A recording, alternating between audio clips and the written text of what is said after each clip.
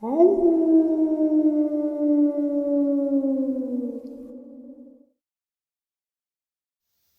greetings and salutations, everyone, and welcome to, depending on wherever you may live, this midnight or early morning bonus upload. Before we get into it, a couple links.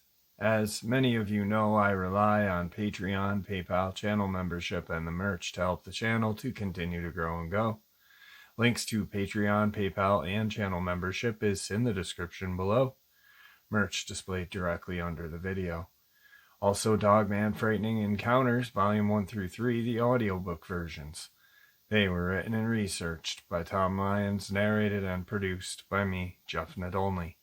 Those audiobooks are available on Audible, Amazon, and iTunes, links to which are also in the description as well. And finally, last but definitely not least, if you'd really like to help support the channel to continue to grow and go, simply subscribe. It doesn't cost a cent. Click that like button, takes half a second. If you don't want to miss out on any of the informative uploads I put out daily, click that bell icon, and folks, please leave a comment. Why? Well, because all these things really do help the channel to continue to grow and go, and yes, folks, they do matter. Now, everyone, I have taken far too much of your time. Let's jump into this middle of the night or early morning bonus upload, shall we? Tonight's first encounter. Last year, I was backpacking with my brother in the mountains of West Virginia. To get to our destination, we had to drive for about 2 hours up a very long and deep-ditched road.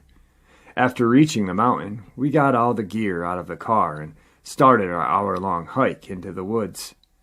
Our destination was at the edge of a small lake. Behind us was the long path back to the car, which was covered by fallen trees and thick brush. The area was surrounded by high, jagged cliffs.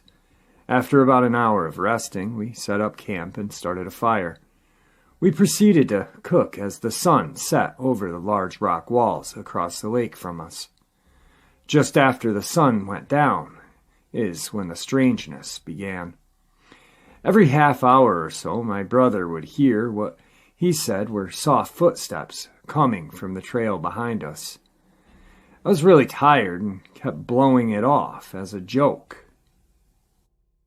However, as the night passed on, he refused to stop talking about what he was hearing. I told him to shut up because I was tired of hearing it.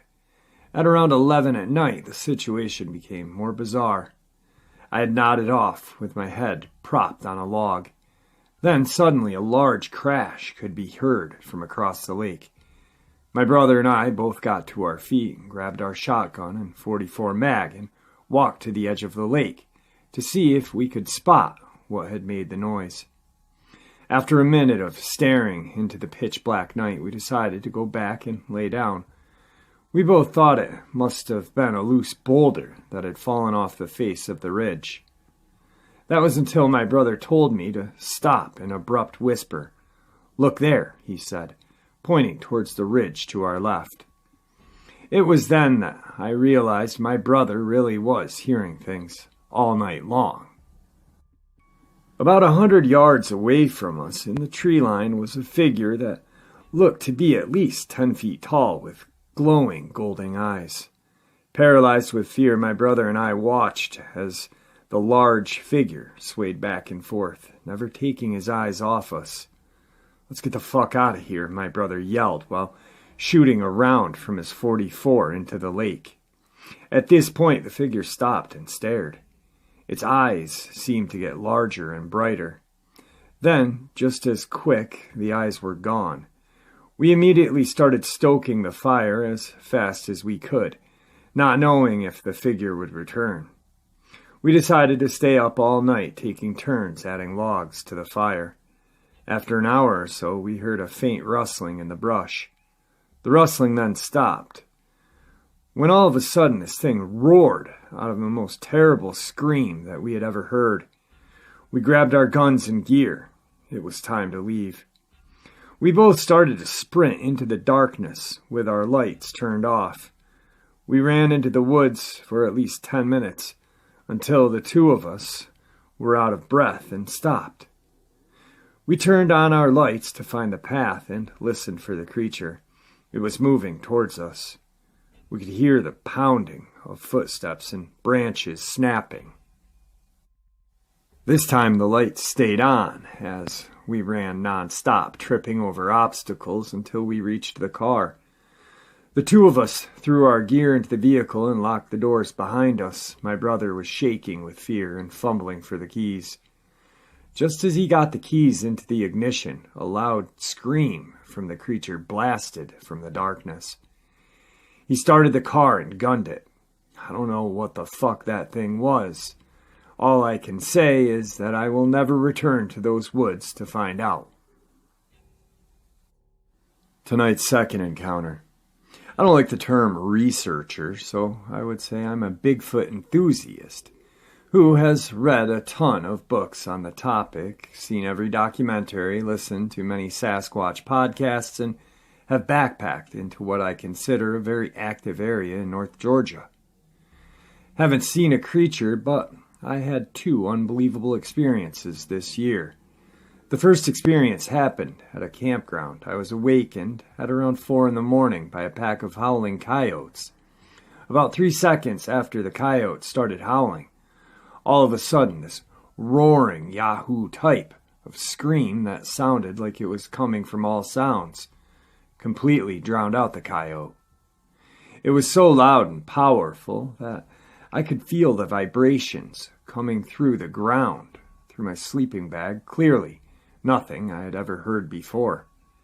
I've heard other people describe the loud roar sound with these creatures, coupled with the fact that I have studied this mystery for so long.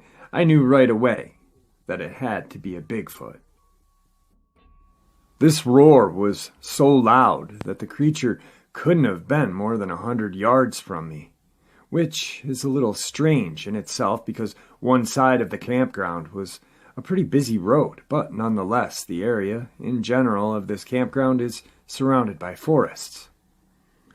The second experience happened 30 days later, once again not far from where the first experience occurred. This time I was staying at a second campground that was much more secluded and deeper in the forests of North Georgia. It was around 6 at night. I and other campers were standing around talking about some of the hiking we had done earlier that day. Other people were out and about getting their campfire started. Also, there was a campground host who was walking around introducing himself with a clipboard, making sure people had paid, and also joined in the conversations. It was at this time that all of a sudden, roughly 50 yards uphill, on the ridge overlooking the campground, a tree comes crashing down. Moments after the tree had hit the ground, I and all the others were standing around talking, heard what can only be described as a loud, guttural grunt. The kind of grunt you would hear out of a silverback gorilla. All of us were startled, and were asking each other what the heck crashed that tree and then made that deep grunt sound. One of the other campers even mentioned that it was probably a Bigfoot. The other campers laughed, but I didn't think it was too funny because if one of those creatures was nearby, we possibly could be looking at a very dangerous situation. Thankfully, nothing happened after that, but here's where the story gets really weird. At the back of this campground is a dirt road. This road can be used for hiking or traveling during hunting season. One of my favorite things to do when I'm backpacking or camping is to wake up early, get a fire going, and have a nice hot cup of coffee. I got up that morning around 6, got the fire going, and made fresh coffee. As I was sipping my coffee out of the dirt road at the back end of the campground comes this white SUV, completely blacked out with a big, huge sticker of Patty silhouette stuck on the back window. Me, being the believer in the existence of these creatures, have a few similar stickers on my back window. So I took what I was seeing as a friendly visit from a fellow Bigfoot enthusiast. I took it upon myself to casually walk up and say hello and see if there was anything we could talk about regarding any creature activity in the area. As I approached the driver of the SUV, rolled down his window, went about halfway, and I immediately noticed something odd. First, there were two guys in the SUV, and they were both dressed in full tactical gear. Two AR-15s on a gun rack at the back of the interior, with both gentlemen having military-styled boots, pistols at the ankle, black beanies, and sunglasses. I mean, these guys were completely decked out like law enforcement would be. But there was no badge, just complete tack dress from head to toe. Then I playfully asked, "Are you guys looking for Bigfoot?" The driver of the SUV then said to me, "Why do you ask?" I repeat, "I see the Bigfoot sticker on the back of your vehicle. I have a couple of those on my back window of my car as well."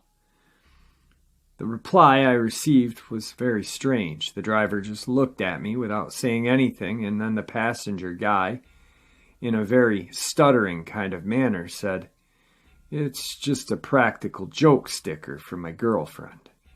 After that response, the driver then stepped on the gas, and out of the campground they went. I just find it odd that there is a perfectly healthy tree pushed over, followed by a gorilla-like grunt, and then these two tacked, possibly military guys, show up the next morning out of nowhere, driving a blacked-out SUV with an oversized Sasquatch sticker on the back window. Very, very odd in my opinion. Today's third encounter. Raldo, New Mexico. My sighting happened in the summer of 2007 when I was working the night shift at a surface coal mining facility. I used to drive a coal hauling truck, which was pretty huge and required a series of steps just to climb into the cab. I just completed my pre-shift inspection and I noticed that my radiator was leaking. I called my supervisor, and he asked me to drive the truck to the shop. The shop was about 6 miles to the north from the coal pits, which was located in a remote part of the Navajo reservation. I drove the truck to the shop, called the shop foreman, and he radio requested that I park the truck at the south side of the shop. I parked the truck, and I lowered the ladder and descended the ladder. I wanted to see how much fluid was left in the radiator. So I lowered the rear ladder and climbed into the engine compartment. The leak was pretty bad, so I climbed down the ladder, and that's when I saw what I believed to be a skinwalker. It was the weirdest thing that I had ever seen. I seen it was about 200 feet from me. It was walking around the other mining equipment. It looked like a huge dog. The fur was beige in color, and it walked on all 4 legs. The coat was pretty patchy, missing clumps of fur and bald spots. It smelled really bad, like a rotten roadside corpse. It had seen me and started to walk towards me. I pulled out my flashlight, and I noticed that the dog's eyes did not reflect any light. Its eyes were black and lifeless. Its head made a bobbling motion, and it was walking towards me. Its head was huge.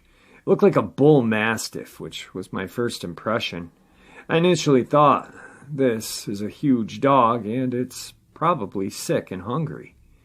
It got within 20 feet of me, and I pulled out my pocket knife. I was ready to defend myself if this thing wanted to attack.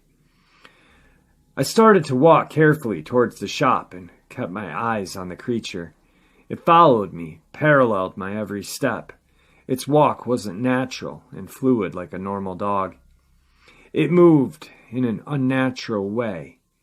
I walked about 150 yards to the shop, and it kept its distance. I finally got to the shop, and the skinwalker stopped at the driveway of the shop bay doors. I went inside and told the shop foreman and to come and see this weird-looking dog. We both went outside to see it walk away from the shop and turn around and look from the corner of the building. A few seconds later, my supervisor drove around that very corner, and I asked him if he had seen a weird-looking dog animal. He said that he hadn't. I told him that he had to have seen it. He drove in the very direction that it walked off towards. I described what I saw, and my supervisor said that it was a skinwalker. That night, my supervisor made me ride with him throughout the rest of the night shift. He opened me up to a world and told me of his experiences while he worked at the mine. I haven't had any more experiences since that encounter, but I've seen mysterious lights around the mining area that do not make any noises. Tonight's fourth encounter. I have to say that for most of my life I had hiked and hunted and never encountered anything like a Bigfoot or a Dogman, or anything really. I've seen bear, deer, fox, all manner of skittish critters, but never found a sign or a footprint or seen one. Then in '93 I had a close personal friend visit me.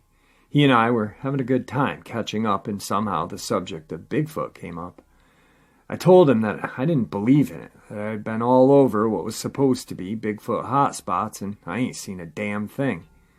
That's just a bunch of bullshit. He then gets all serious and sullen-like, and I'm looking at him as he tells me of his encounter with a Bigfoot. He said the one he saw was down in Georgia while he was hunting. He was going to position himself in an area where timber had been harvested the year or two before, because the old logging roads were still open, and the weeds had grown high and provided cover and food for them. He located a snag of treetops that had to have been left behind from the logging operation. He got up in there as it provided him with a good cover spot and afforded him a very clear line of sight down these old logging roads.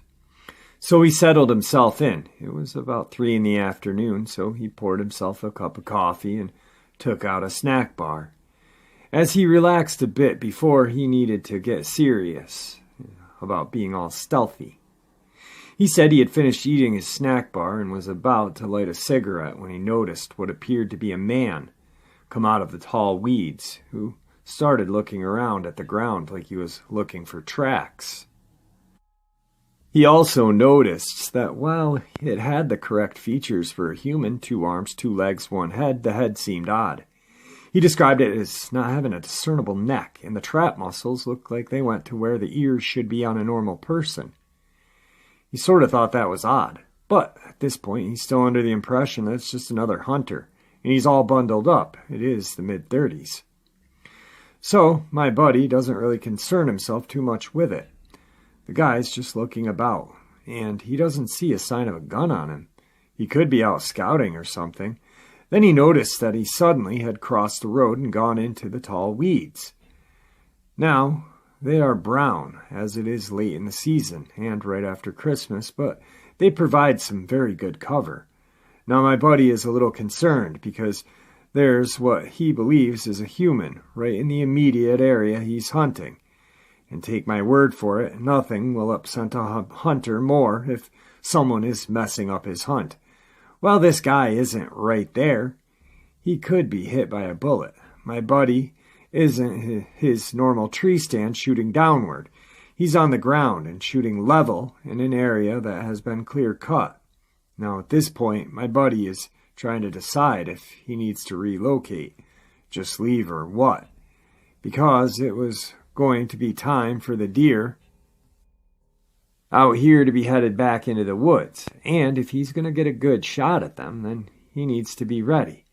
And he can't see where that damn guy went. Then all of a sudden he hears some kind of commotion coming from the weeds. He's not sure what it is, but he can hear a quick cry and a grunt-like noise. Then he sees at least 20 deer bust out of the brush like mad. He said they were running like the very devil was after them. Of course, all he had in his hand was his cup of coffee, and by the time he threw it down, grabbed his rifle, all the deer were gone. If that son of a bitch comes out, I'm going to have words with him. He was pissed. Anyway, he didn't have long to wait. All of a sudden, he heard something coming through the weeds, and he was watching to see where he came out. Mind you, he still had his rifle up and was scanning up and down the road, nearest to where he heard the noise. Just then, out he popped, only the man was a good deal closer and looked a lot bigger. Then he realized that this guy was wearing a fur coat, and damn if he didn't have a deer over his shoulder. Not just a small deer, but a pretty damn good-sized female. He assumed it was a female because he didn't see a rack on it. Now, when it came out, he was on the left of it, and the deer was over his left shoulder, so he can't see its face.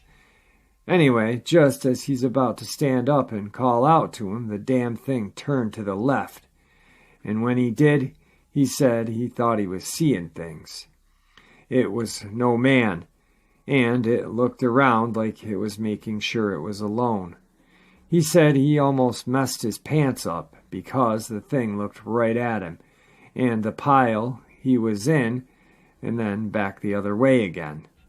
When it did, he looked through his scope and got a great look at it. It wasn't an ape, but it looked like it had larger than human features, a very prominent brow ridge and a flat nose. He said it looked like it was covered in fuzz or very short hair. At least it didn't look like skin. In a flash, he realized he could take it, and he only had a couple of seconds to really make up his mind to shoot or not. Now, right or wrong, he opted not to shoot unless it came after him, which it didn't. But right as he sorts to relax, this thing lets out a scream that scared the hell out of him. Now, mind you, it's standing about 50 feet from him, and he's looking through his rifle scope, and it just lets out this blood-curdling scream. He watched it look up and down the roads both ways, and quickly, as a flash, it took off carrying a whole deer like it was nothing. According to him, the deer was apparently dead, as it made no movement or effort to get away as it was held, and in seconds it was gone. Now I know this story sounds an awful like many other stories here, but all I can really tell you is this story resounds with me. I knew this fellow, and when you know someone, I mean you really know them, you know when they're not messing with you, and when they aren't. I could clearly see this wasn't a joke. He was dead serious. He and I had hunted together. He used to teach me tracking and some survival techniques, and we were friends. He never would make up a story, and when I would go hiking or hunting, I started paying a little more attention to things, and when I did, it was like magic. I started seeing things I had never seen before, but now they seemed to make sense. I believe there is a big old primate-like thing in the woods. I have never found a track or seen one, and I haven't really found anything that I can point out and say, see, this right here, there's your proof. However, I do get out, and I'm always looking. Now, as for my buddy, God love him, he was killed a few years ago in an unfortunate freak accident at work. But just that preceding weekend, he and I had spoken on the phone, and I guess we went on a good hour and a half talking. And as it happened, I asked him about that Bigfoot again, and he told me. He had quit hunting years ago. He didn't say if it was because him seeing the Bigfoot, but I sort of got the impression it was. So I look for it whenever I go out and get a chance to look around.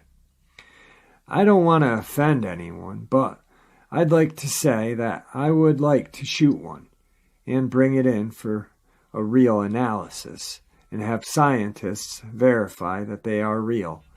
Not so much for me, but for my friend who told me about seeing it, sort of to honor him.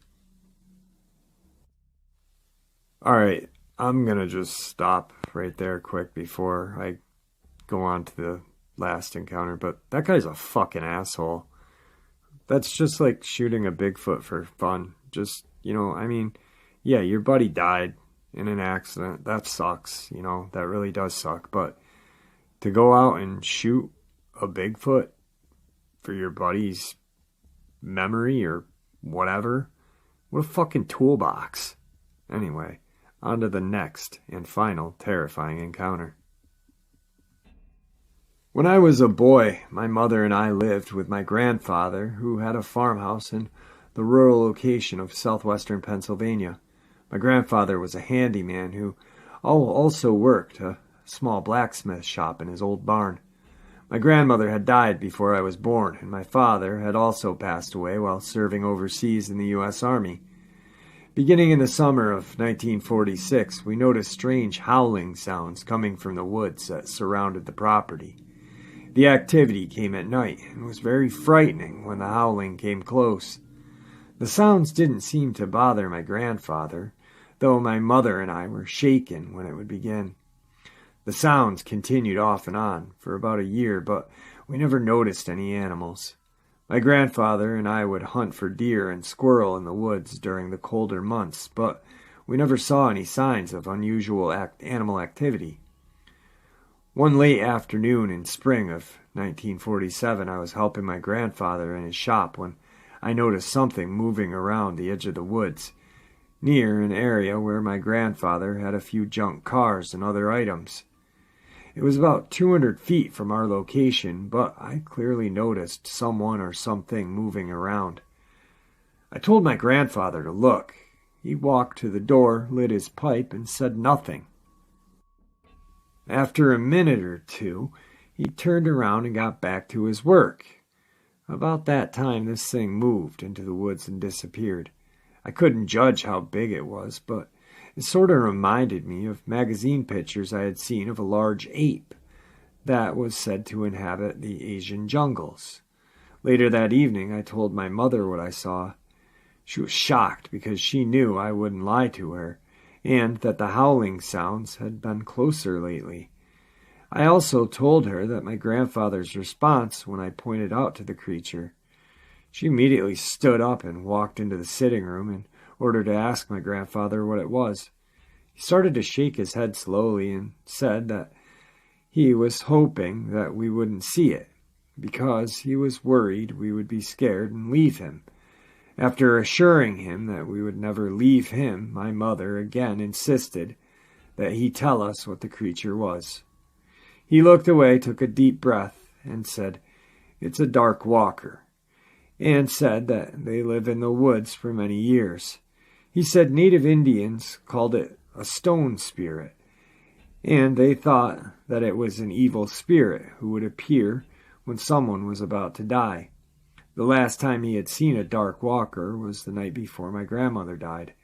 My mother was skeptical of a harbinger of death angle, but she sensed that there was something unnaturally nearby. The howling continued each night, though we hadn't seen any signs of this dark walker. One warm evening, we were sitting on the back porch. There were a few howls, but it seemed like the sounds were further away. We were listening to the radio when, all at once, my grandfather stood up and looked out towards the barn. He turned to me, "Boy, go and get my pistol and ammo. Hurry now." I ran into the sitting room and grabbed the .455 Webley revolver and a handful of bullets from the old steamer trunk. I handed it to him and watched him load the gun. He then picked up a hatchet and slid it in his pants belt. "Now, both of you get into the house, now." We were in the kitchen, looking through the screen door and watching my grandfather walk slowly toward the barn. We saw him turn and walk out of sight into the dark. I decided to grab my shotgun and kept it nearby. After a minute or so, we heard 3 gunshots and a blood-curdling scream emanate from the woods near the barn. Then it suddenly stopped, and it was completely quiet. We were frozen and wondering if we should go and look for my grandfather. A few seconds later, we heard him yell, "Stay in the house until I come back." I heard the pickup truck start up. I looked out the storage room window and saw my grandfather drive to the back of the barn and park. Several minutes later, he backed up and drove by the side of the house out into the road. I could see that there was something in the back covered up with a tarp. It was getting late, so my mother told me to go to bed. The next morning I came downstairs and sat beside my grandfather, who was reading the paper and drinking a cup of coffee. My mother was sitting at the other end of the table, staring at my grandfather. Not long later, she said, "Well, Dad, tell him." My grandfather put the paper down and looked at me. "I killed the Dark Walker." That was all he said. My mother told me not to tell anyone, and the matter was closed. We never talked about it again. My grandfather lived another 15 years, and my mother stayed with him until his dying day. When I grew older, I moved away and raised my own family. I would return home and visit each summer, and never heard another howl again. Well, folks, I'd like to thank you for joining me on this middle of the night or early morning bonus upload. Guys, I'd also like to thank you for all your support. All of your support is what helps this channel to continue to grow and go, and honestly, what makes it a place for people to share their experiences, ideas, and theories, judgment and ridicule free. Please, everyone, stay safe, happy, healthy, and ever vigilant, keeping an eye on our children, pets, family, and friends. These creatures are real. They are out there and they are dangerous. Share this information with the people you love and care about, and it may just help save their lives someday. Until next time, never stop asking questions, never stop searching for answers, and God bless.